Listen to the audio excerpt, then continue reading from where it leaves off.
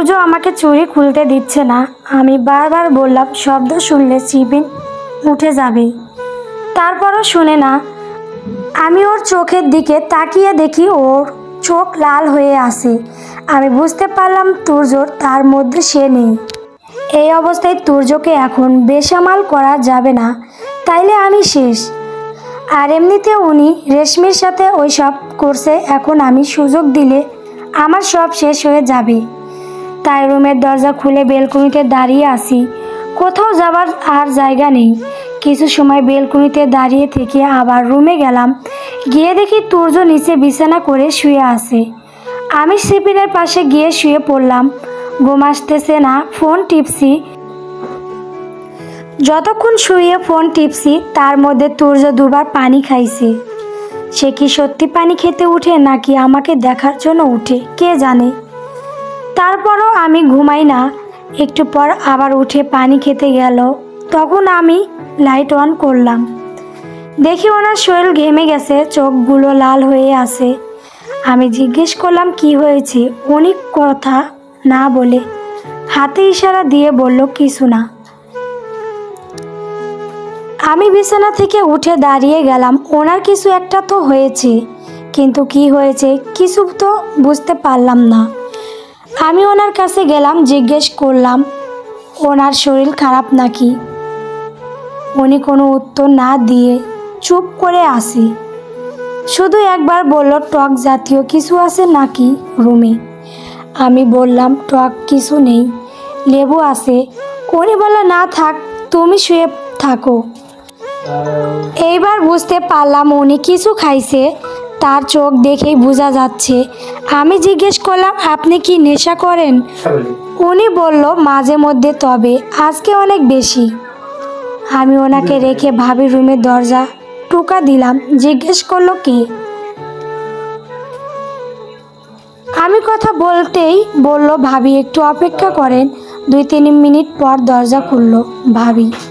তাও ওনার শরীর ঘামে ভিজে গেছে। আমার আর বুঝতে বাকি নাই কেন দেরি হলো দরজা খুলতে। আমি বললাম তোমাদের রুমে কি টক জাতীয় কিছু আছে, একটু দরকার। ভাবি বলল তেঁতুলের আচার আছে। আমি বললাম দাও। উনি আমার হাত দিয়ে বলল ভাবি আবার ও কিছু হবে নাকি। আমি বললাম না, তবে এইবার আপনার ভাইয়ার হবে, ওনার জন্য নিচ্ছি। এই বলে চলে আসলাম রুমে।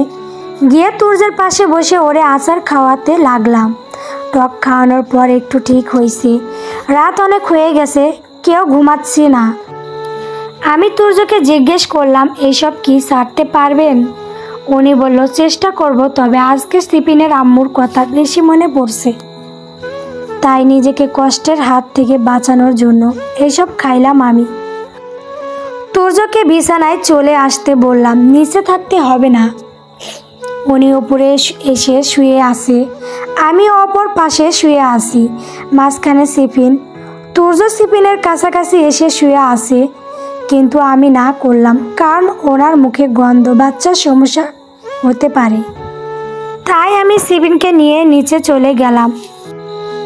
যেই ওরে নিচে নামিয়ে আনলাম, এমনি ওর ঘুম ভেঙে গেছে, কান্না শুরু করে দিছে। ওর কান্নার জন্য ওর বাবা এসে আমার পাশে বসে আছে আর এক পলকে তাকিয়ে আছে শিপিনের দিকে। একটু পর সে আমার পায়ের কাছে ঘুমিয়ে গেছে। আমি শিপিনকে ঘুম পাড়িয়ে বিছানার ওপরে নিয়ে গেলাম আর তার বাবাকে ডেকে তুলে বিছানায় ঘুমাতে বললাম। উনি বিছানায় চলে গেছে। আমি শিপিনকে নিয়ে আমার সাইডে রেখে শুয়ে আসি। কখন ঘুমাইছে টের পাইনি। এদিকে শিপিন ঘুম থেকে উঠে আমাদের মাঝখানে বসে আছে। কখন উঠলো বুঝতে পারলাম না, কিন্তু সে কান্না করেনি কেন। এমনভাবে আমাদের দিকে তাকাচ্ছে, কিছু বলতে চাচ্ছে। একবার ওর বাবার দিকে তাকায়, আবার আমার দিকে। ওইদিকে ওর বাবা ঘুমাচ্ছে। ভাবছি উঠে গিয়ে রান্না করব, কিন্তু শিপিন আমার সাথে খেলা করছে, তাই উঠতেই পারছি না। এখন আবার সে তার বাবার মুখে কি জানি করলো। ওর বাবাও উঠে গেছে। উনি শিপিনের দিকে তাকিয়ে থেকে ঘুম থেকে উঠে মুখ ধুয়ে এসেছে।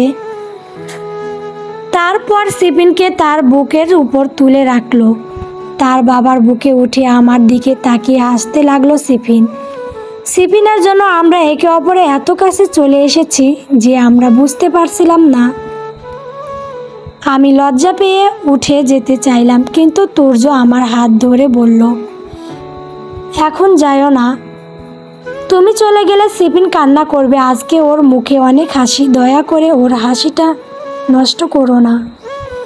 আমি কোনো উপায় না দেখিয়ে চুপচাপ শুয়ে আসি ওনার পাশে আর সিপিনের সাথে কথা বলছি। আমি যাই বলি না কেন সে শুধু হাসে। একটু দূরে ছিলাম সিপিনের থেকে, তাই তুর্য আমার মাথায় তুলে হাত দিয়ে একেবারে ওনার বুকে নিয়ে এসেছে সিপিনের পায়ের কাছে। আমি বুঝতে পারলাম না কি হচ্ছে। চোখ সিপিনের দিকে অন্য কোথাও তাকাচ্ছে না। আমি ভেতর থেকে নিজের মধ্যে থেকে হারিয়ে যাচ্ছি। তবু সিপিনের দিকে তাকিয়ে হাসতে লাগলাম। আজকে সিপিন অনেক খুশি। খাওয়ার নাম নাই, বাবার বুকে বসে আছে। আমি একটু সুযোগ খুঁজে উঠে যেতে লাগলাম। তুর্য এখন আবার আমার কোমরে হাত দিয়ে ধরে রাখছে। আমি বললাম, এখন উঠে যাই, রান্না করা লাগবে, সিপিনের জন্য খাবার রেডি করা লাগবে। কিন্তু তুর্য সারে না। সে বলতে লাগলো, খাবার একটু পরে খাওয়া যাবে, কিন্তু তুমি চলে গেলে সিপিনের মুখে হাসি চলে যাবে। আমি এই প্রথম আমার ছেলেকে এত হাসতে দেখলাম। প্লিজ একটু থাকো। ওনার কথা শুনে আবার সিপিনের পায়ের কাছে মাথা রাখলাম। কিন্তু জায়গাটা একটা ছেলের বুকে, যেখানে আমরা দুজনেই প্রাপ্তবয়স্ক, এটা তুর্য বুঝতে পারছে না। মেয়েদের সবচেয়ে পছন্দ জায়গা হলো ছেলেদের বুক। তাছাড়া ওর বুকের পশমের ছোঁয়াগুলো আমাকে বেসামাল করে দিচ্ছে। একটু পর তুর্যকে বললাম, এখন যাই। উনি বলল, এত তাড়া কেন? তোমার কি বেশি খিদে পেয়েছে? তাহলে তুমি থাকো এখানে, আমি বাহির থেকে খাবার নিয়ে আসি। এই কথা শুনে আমি বললাম, না, বাহিরে যেতে হবে না। আর এই জায়গায় আমাকে না রেখে রেশমিকে রাখেন। ওই তো এই জায়গায় আরও আগেই গেছি। আমার কথা শুনে তুর্য বলল, মানে রেশমিকে কেন আমার বুকে রাখবো? আর ওই আমার বুকে আগেই এসেছে মানে কি? আমি বললাম, কেন?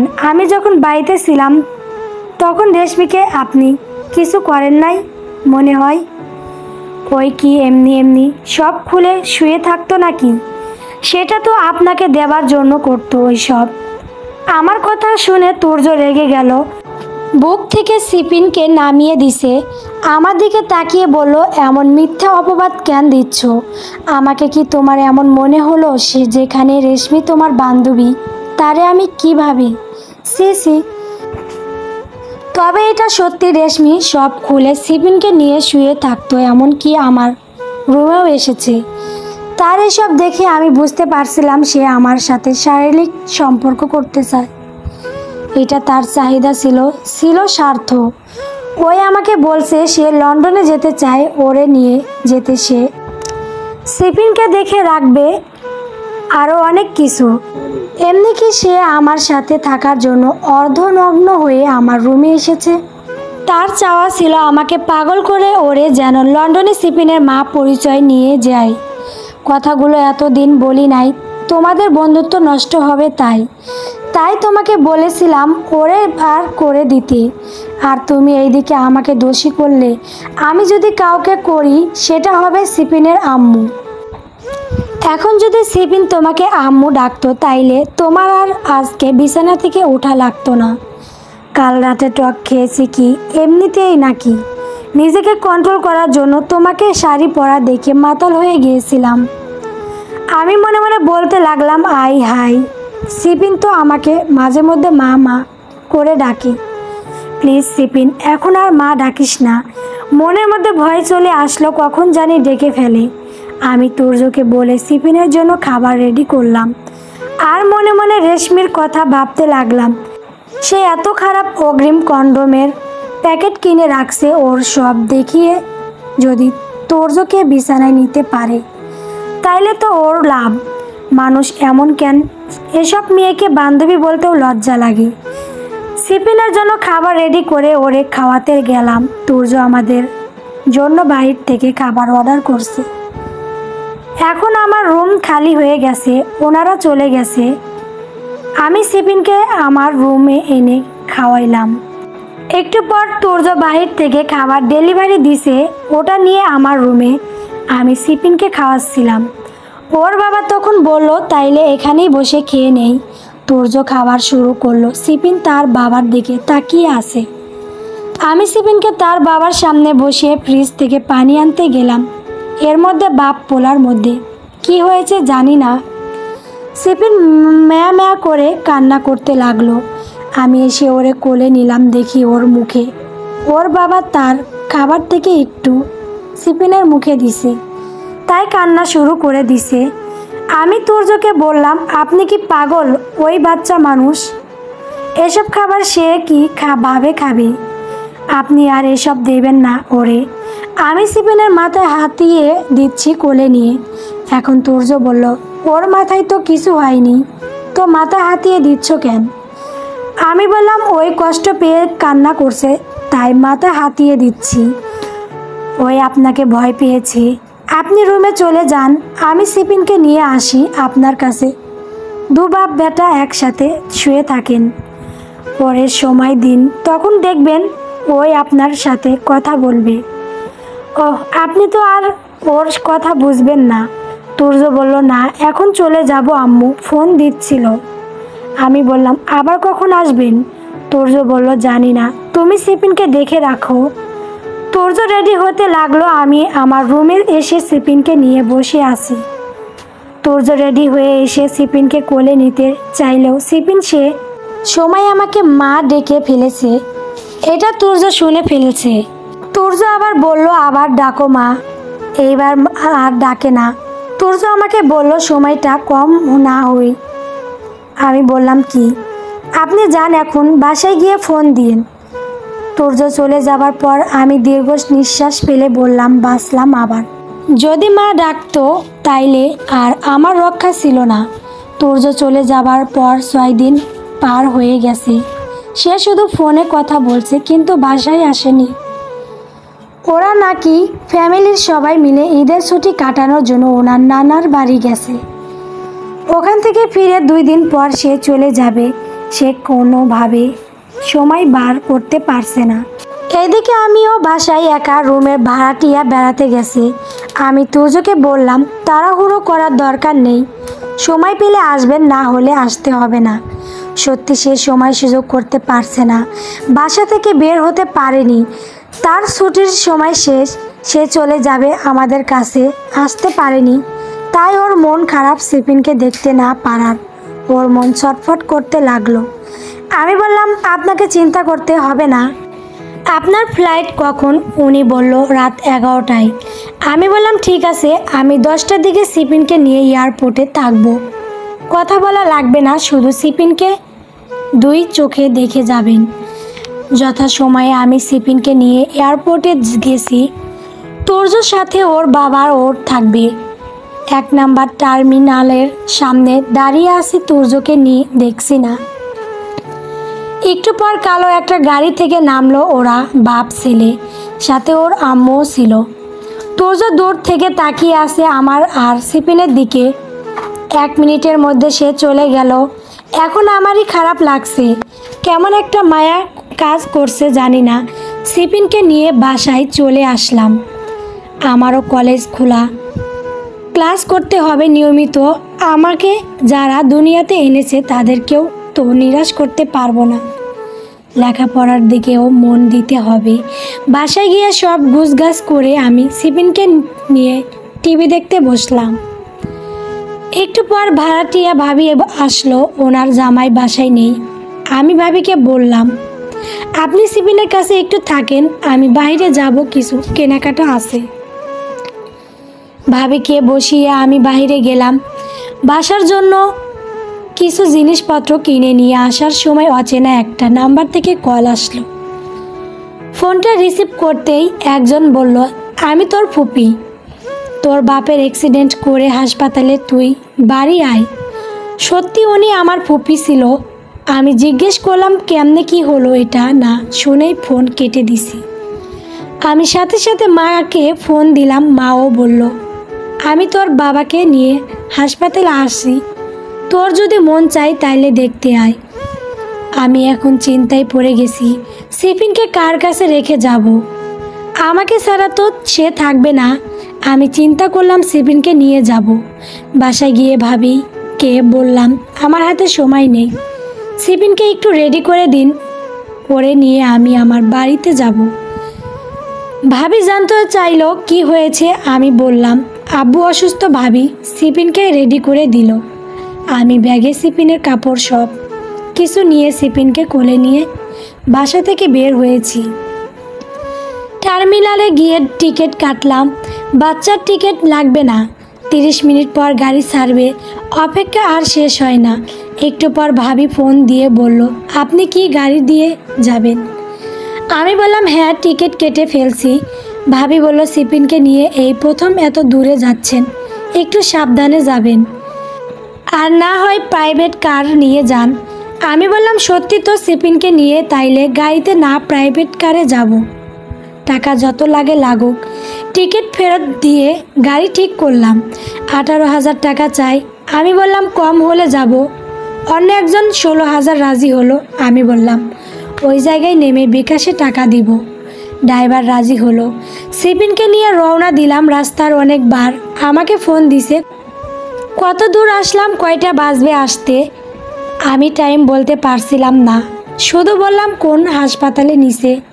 আমি সোজা হাসপাতালে যাব। পুপি বলল, হাসপাতালে যেতে হবে না, বাড়িতে আয়, তোর বাবাকে আমরা ডক্টর দেখিয়ে বাড়ি নিয়ে এসেছি। এইখানে যে ওদের চাল ছিল আমি বুঝতে পারিনি। আমি গাড়ি নিয়ে সোজা বাড়ির গেটের কাছে গেলাম। গাড়ি দেখে আশেপাশে মানুষ সবাই এসেছে। আমি গাড়িতে বসেই ড্রাইভারকে টাকা দিয়ে দিছি। গাড়ি থেকে সিফিনকে কোলে নিয়ে নামলাম। বাড়ির মানুষগুলো যতটা আগ্রহ নিয়ে এসেছে গাড়ির কাছে, আমার কোলে বাচ্চা দেখে সবাই পিছিয়ে গেছে।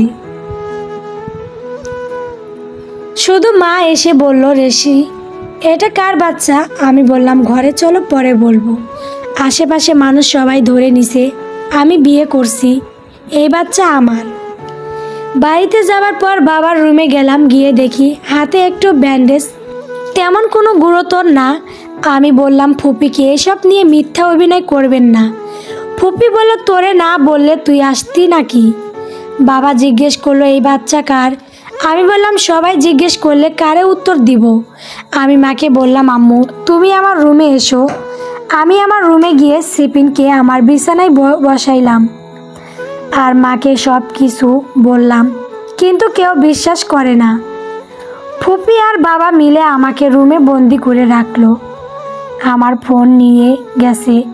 বাড়িতে চেঁচামেচি করতে লাগলো। বলল, তোর আর লেখাপড়ার দরকার নাই, এই বাচ্চা তোর না হলে যার বাচ্চা তার বল বাচ্চা নিয়ে যেতে, আর তোর বাচ্চা হলে তার বাবাকে আসতে বল।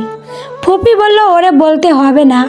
ওর ফোন থেকে নাম্বার বার করে ফোন দিয়ে ভাইজান আমার বাবাকে বলতে লাগলো। ফুপি আমার হাত থেকে ফোন নিয়ে গেছে, বাবাকে বলতে লাগলো, ওর ফোনে সব নষ্ট করছে, এই বাচ্চা যে তার না সেটা শিওর। বাচ্চার বয়স দেখে মনে হয় বছর হয়নি। রেশি তো 2 থেকে 3 মাস পর পর বাড়িতে আসতো। এমন কিছু হলে আমরা বুঝতে পারতাম এটা অন্য কারো বাচ্চা। যার বাচ্চা তারে বলো যেন বাচ্চা নিয়ে যায়। ওরে আর ঢাকা পাঠাবো না, ওর লেখাপড়ার দরকার নাই। এইদিকে এত মানুষের চেঁচামেচি দেখে সিফিন কান্না শুরু করছে। আমি ওরে কোলে নিতেও পারছি না। তাই আম্মুকে বললাম, সবাইকে বলেন রুম থেকে বের হতে, বাচ্চাকে দুধ খাওয়াবো। এই বলে সিফিনকে কোলে নিয়ে বুকের দুধ খুলে দিলে সিফিন মুখে নিয়ে নেয়। এটা দেখে সবাই অবাক হয়ে গেল। সবাই মনে করে নিল বা আমার বাচ্চা, এমনকি আমার মাও বিশ্বাস করে নিছে সিফিন আমার সন্তান।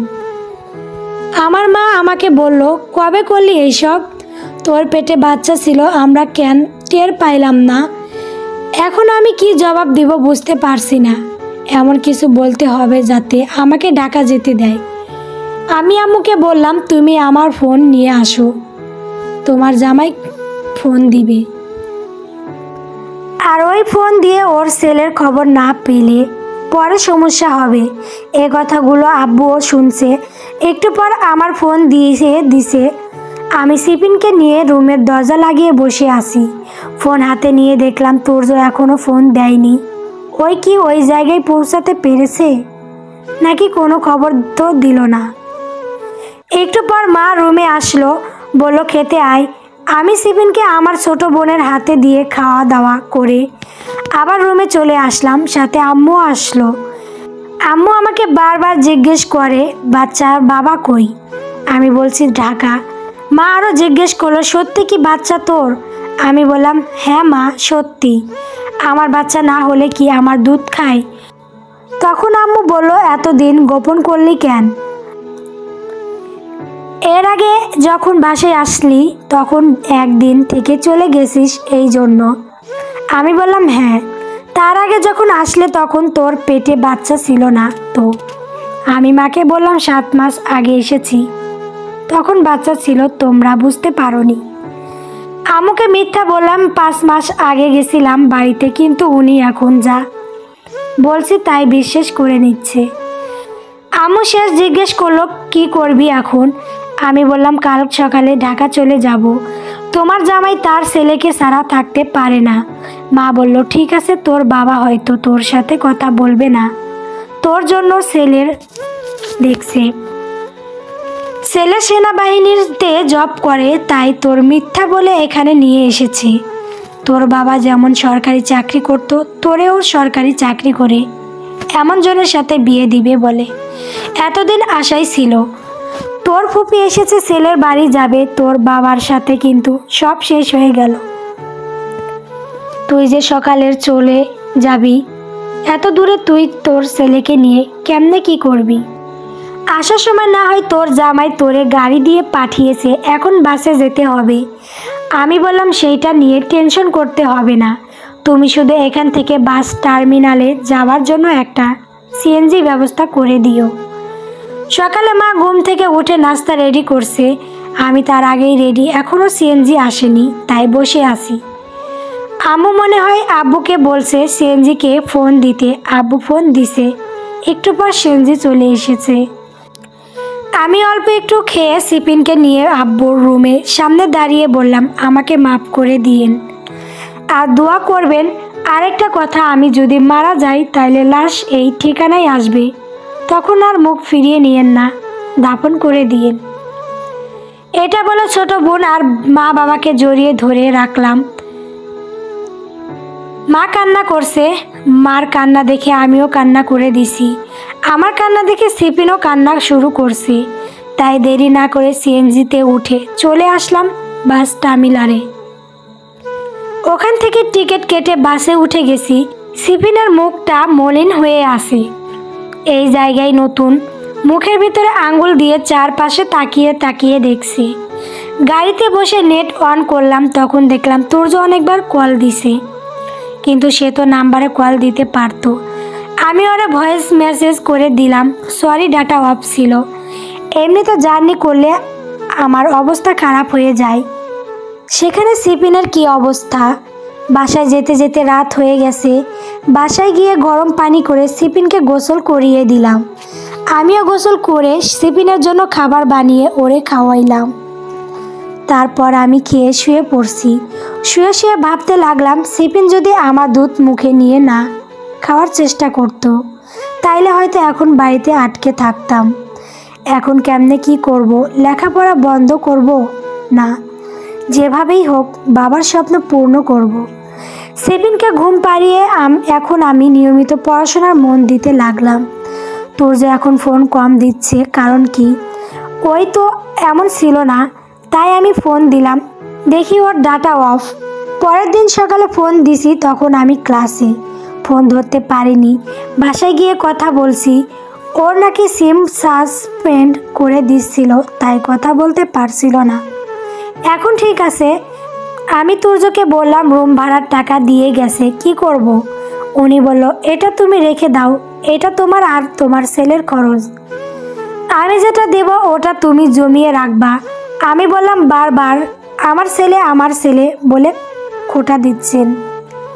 বাবা ডাক শুনতে পাননি বলে তুর্য হাসি দিয়ে বলল, হ্যাঁ, আমাকে এখনো ডাকেনি কেন? আমি বললাম, ডাকবে ওর সামনে থাকলে। তখন দীর্ঘ নিঃশ্বাস নিয়ে বললাম, সেই কপাল কবে হবে জানি না, এবার কবে দেশে যাব জানি না। এই অবস্থায় 4 মাস কেটে গেছে, দুজনের ব্যস্ত। ওরও এক্সাম, আমারও, দুজনে এখন রাত ছাড়া তেমন কথা বলা হয় না। অনেক ব্যস্ত সময় পার করছি এখন। বাড়ি থেকে আসার পর এবার আম্মুর সাথে কথা হয়েছে। একদিন সন্ধ্যার সময় অচেনা নাম্বারে একটা ফোন এসেছে। ফোনটা রিসিভ করে হ্যালো বলতেই অপর পাশে বলে উঠল, ঋষি আপু। আমি জিজ্ঞেস করলাম, কে? সে বলল, আপু আমি তানজিলা। আমি জিজ্ঞেস করলাম, কোন তানজিলা? সে বলল, আপু আমি। আমাকে ভুলে গেলে? তোমার আম্মুর থেকে নাম্বার নিছি। আমি বললাম, কী রে পিচ্ছি, এতদিন পর কেমনে খোঁজ নিলি? আমি বাড়ি যাবার পর তো তোরা আমার কাছে আসিসলি না। সে বলে, আপু কাছে গেছি, তুমি তখন রাগারাগি করছিলে ফুপির সাথে, তাই চলে এসেছি। ভাবছি সকালে যাব, কিন্তু তুমি সকালে চলে এসেছো।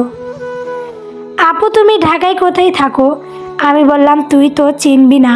সে বলে, ওই নাকি ঢাকা। তার নানুকে নিয়ে মহাখালী বাঙ্খ বাদ দিয়ে হাসপাতালে এসেছে। আমাকে জিজ্ঞেস করে হাসপাতাল থেকে কত দূর থাকি। আমি বললাম, তুই 10 মিনিট অপেক্ষা কর, আমি আসতেছি। তানজিলা আমার চাচাতো বোন। আমি ঢাকা আসার আগে বাড়িতে ওদের সাথেই আড্ডা দিতাম। ওরা আমার ছোট, তারপরও ওরাই আমার আপনজন ছিল। আমি সিপিনকে ভাবির কাছে রেখে বের হলাম। রিক্সা নিয়ে হাসপাতালে গিয়ে ফোন দিলাম, ওরা আসলো। সাথে আমার চাচিও ছিল। বাড়ির মানুষ পেয়ে আমি অনেক খুশি। কাকিকে জিজ্ঞেস করলাম, এখানে কয়দিন থাকতে হবে? উনি বলল, এখনও জানে না। সাথে তানজিলার মামা মামিও এসেছে, ওনারা ঢাকায় থাকে। আমি কাকিকে জিজ্ঞেস করলাম, আপনারা কই থাকবেন? তানজিলার মামা বলল, এখনও ঠিক করি নাই, আমাদের বাসায় থাকতে পারে, কিন্তু একটু দূরে হয়ে যায়। ভাবছি এখানে কোথাও থাকার ব্যবস্থা করব। আমি বললাম কাকিকে আর তানজিলাকে আমার সাথে নিয়ে যাই।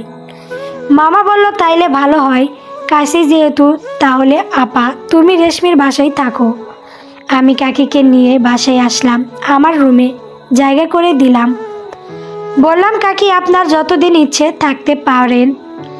আর তানজিলা, তোর দুলাভাই বাসায় নেই, আসতে দেরি হবে, তুই আমার সাথেই ওই রুমে থাকবি। কাকি আমাকে জিজ্ঞেস করলো, তোর জামাইকে কি দেখাবি না নাকি? আমি বললাম, ওই তো ঢাকার বাইরে আসলে দেখাতে পারতাম। ওদেরকে আমার রুমে দিয়ে দিলাম। মাঝে মধ্যে তানজিলা মামিও আসে যখন হাসপাতালে কাজ থাকে। ওদেরকে পেয়ে মনে হলো আমি আমার পরিবার পেয়েছি। তাদের সাথে কথা বললেই মন ভালো হয়ে যায়। রাতে তুর্য ফোন দিছে, বলতেছে 1 সপ্তাহ ছুটি আছে, আমি কি আসবো? আর আসলেও বাড়িতে না, তোমার ছেলের জন্য আসবো, যদি আসতে বলো। আমি বললাম, আসেন, সিপিনকে সময় দিয়ে যান। তুর্য বলল, তাইলে টিকিট রেডি করে ফেললাম, কালকেই চলে যেতে পারবো। আমি বললাম, ঠিক আছে, আসেন। ফোনটা রেখে ভাবতে লাগলাম, এখন সিপিনের আব্বু আসলে ওনাকে কই রাখবো আর আমি কই থাকবো? ওনার বাসা, ওনার সব কিছু, ওনাকেই না করি কেমনে? উনি আসলে আবার এক রুমে থাকা লাগবে। একটু 19-20 হলেও ওরা বুঝে ফেলবে। তাই তুর্য আসলে ওর সাথে একটু অভিনয় করতে হবে জামাই বউয়ের। না হয় কাকি বাড়ি গিয়ে সব বলে দিবে। পরের দিন রাত 11টার দিকে সে আসলো। আমি আগেই ভয়েস মেসেজ করে দিছি যে এয়ারপোর্টে যাব না, তাই তুর্য অপেক্ষা না করে সোজা বাসায় চলে এসেছে। সাথে একজন মেয়ে ছিল। এই প্রথম কোনো মেয়েকে দেখলাম তুর্যের সাথে। রুমে এসে বলল, ঋষি ওর বাড়ি সিলেট, আমাদের সাথে ফ্লাইটে এসেছে, কালকে সে তার বাড়ি চলে যাবে। আমি কি বলবো বুঝতে পারছিলাম না, শুধু বললাম, ঠিক আছে, আপনারা ফ্রেশ হয়ে আসেন, খাবার খেতে দিচ্ছি। ভাগ্য ভালো তানজিলা কাকি ওরা ওই রুমে, ওরা কেউ দেখেনি। আমি খাবার রেডি করে দিলাম ওনাদের। ওরা খাবার খেয়ে সিপিনকে তার বাবার কোলে নিছে। মেয়েটা খাটের এক কোণে বসে আছে। সিপিন এখন রাতে তাড়াতাড়ি ঘুমিয়ে যায়। তার বাবা আসবে তাই ওরে ঘুম পাড়ানো হয়নি। এখন আমি সিপিনকে কোলে নিয়ে ঘুম পাড়াচ্ছি। তুর্য বলল, ওরে নিয়ে তুমি ওই রুমে চলে যাও, সে তোমার সাথে থাকুক, কাল সকালে চলে যাবে। আমি বললাম, না, সে আপনার সাথে থাকুক, আমি সিপিনকে নিয়ে ওই রুমে চলে যাব। আর ওই রুমে জায়গা নেই, মেহমান এসেছে। তুর্য বলল, তাইলে এখন কি করব? আমি বললাম, আমি ওই রুমে থাকবো, আপনারা এখানে থাকেন। মেয়েটা আপনার সাথে ঘুমানোর জন্য খাটে উঠে বসে আছে। আমার এই কথা শুনে বলল, আস্তে বলো, শুনে ফেলবে। আমি বললাম, ঠিক আছে, দরজা লাগিয়ে দেন, আমি চলে গেলাম। সিপিন ঘুমিয়ে গেছে। এই বলে আমি সিপিনকে নিয়ে বাইরে চলে আসলাম। এখন কি করব? আমি সিপিনকে নিয়ে কই যাব?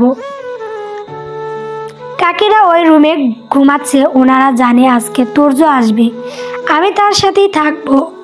এখন ওদের সাথে ঘুমাতে গেলে বাড়িতে গিয়ে বলে দিবে। আর সিপিনকে নিয়ে তো বাইরে দাঁড়িয়ে থাকা যাবে না।